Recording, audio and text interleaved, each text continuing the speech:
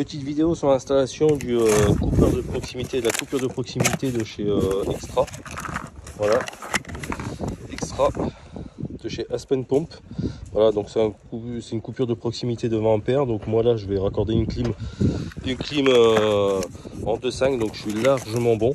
Voilà, je rappelle que la coupure de proximité, attention, c'est pas une obligation, c'est pas dans la norme NMC 1500. Voilà, là je mets une coupure de proximité parce que je peux pas mettre mon AIM jusqu'au tableau électrique, c'est un peu compliqué. Je suis à l'autre bout de la maison, il n'y a pas de vide sanitaire, donc je peux pas me raccorder. Je me suis pris sur un circuit prise piscine existante où il n'y a pas beaucoup de machines. J'ai fait ma note de calcul, donc on est bon par rapport à l'intensité de l'unité extérieure, on passe largement.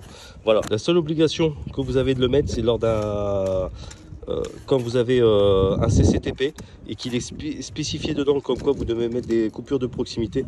Voilà, alors je rappelle que c'est une coupure de proximité pour pouvoir cadenasser en cas de maintenance. En aucun cas ça sert à une coupure machine, ça sert d'arrêt de la clim. Attention, la clim, je rappelle qu'elle doit faire elle a un cycle d'arrêt, donc on ne coupe pas la clim, elle est en route, on arrive sur l'installation, on fait ça et on coupe. Ça c'est interdit, vous avez tué, c'est pas que c'est interdit, vous avez tué votre compresseur, ça c'est sûr. Voilà, c'est pas un arrêt de machine, voilà, c'est un sectionneur verrouillable cadenassable ici. Voilà, en cas de maintenance, parce que je peux pas couper toute la maison si je dois intervenir. Donc j'arrête ma clim, je mets ça, et comme ça me permet d'isoler mon groupe extérieur de mon circuit prise, parce que je répète, j'ai pas pu aller au tableau électrique de mettre un disjoncteur dédié, qui lui, le disjoncteur est en cas de maintenance cadenassable. Ce qui est pratique aussi avec ce modèle de sectionneur, c'est que en fait j'aime bien parce qu'il y a une plaque, on dévisse la vis ici. Hop, on défait, on a une plaque support en fait. Donc comme ça on peut fixer la plaque, en plus c'est pour ça des niveaux. Donc on peut fixer ici la plaque, on est sûr d'être droit, et ensuite on vient mettre notre coupure de proximité.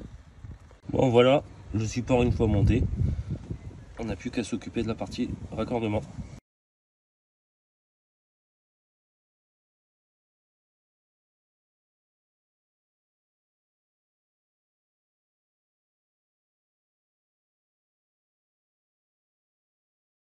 Voilà, notre support est fixé au mur, donc on a des trous ici pour le presser tout. Donc moi je vais rentrer et sortir en bas, sinon on peut sortir en haut suivant le mode de configuration.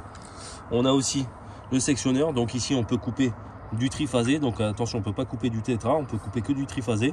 Ici on a les bornes de terre de chaque côté, donc moi je vais utiliser 2 bornes uniquement phase neutre. C'est aussi adapté si on a du biphasé comme en Belgique. Bon voilà, le raccordement est fait, donc raccordement traditionnel, hein.